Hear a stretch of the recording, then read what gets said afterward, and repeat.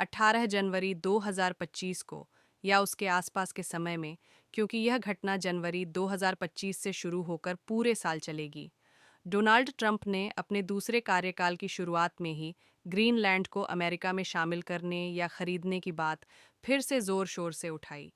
यह 2019 वाली पुरानी बात का रिवाइवल था, लेकिन इस बार ज्यादा आक्रामक और लगातार टिप्पणियां आईं।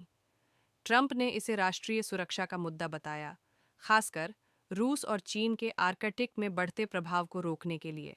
ट्रंप ने क्या कहा जनवरी 2025 के आसपास? ट्रंप ने कहा कि अमेरिका को ग्रीनलैंड बहुत ज़रूरी है, क्योंकि यह आर्कटिक में रणनीतिक लोकेशन है मिसाइल डिफेंस मिलिट्री बेस के लिए। अगर अमेरिका नहीं लेगा तो रूस या चीन इसे कब्जा कर लेंगे।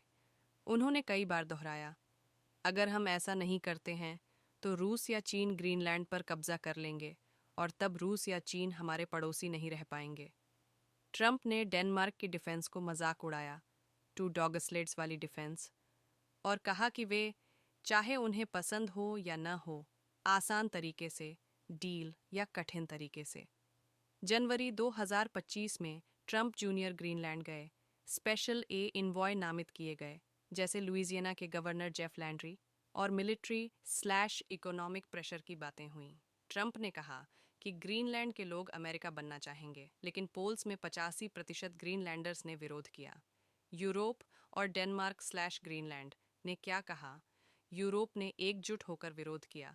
यह नाटो के लिए बड़ा संकट था, क्योंकि अमेरिका ही एक सदस्य पर दबाव डाल रहा था।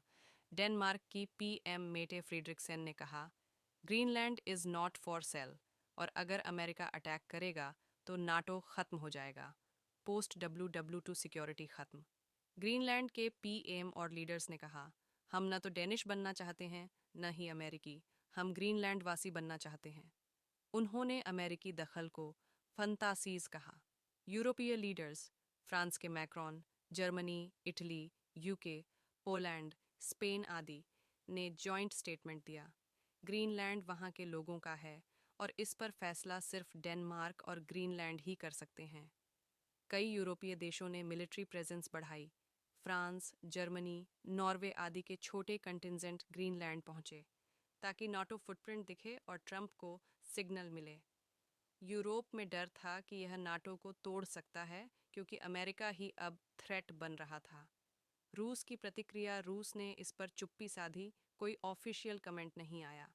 एनालिस्ट्स कहते हैं कि रूस को फायदा था, क्योंकि ट्रंप का फोकस ग्रीनलैंड पर शिफ्ट हो रहा था, जिससे यूक्रेन पर प्रेशर कम हो सकता था। रूस ने ट्रंप के साथ अच्छे रिलेशन बनाए रखे, जैसे अलास्का में मीटिंग्स। रूस खुद आर्कटिक में मजबूत है, लेकिन ट्रंप के चाइना स्लैश रशिया थ्रेट वाले नैरेटिव को सीधे चीन ने ट्रंप की बातों पर तीखा जवाब दिया। चाइनीज फॉरेन मिनिस्ट्री ने कहा कि अमेरिका चाइना थ्रेट का बहाना बनाकर खुद सेल्फिश गेन्स चाहता है। चीन ने इसे अमेरिकी इंपीरियलिज्म का उदाहरण बताया। चीन ग्रीनलैंड में माइनिंग स्लैश इकोनॉमिक इंटरेस्ट रखता है, रेयर अर्थ मिनरल्स, लेकिन ट्रंप के क्लेम को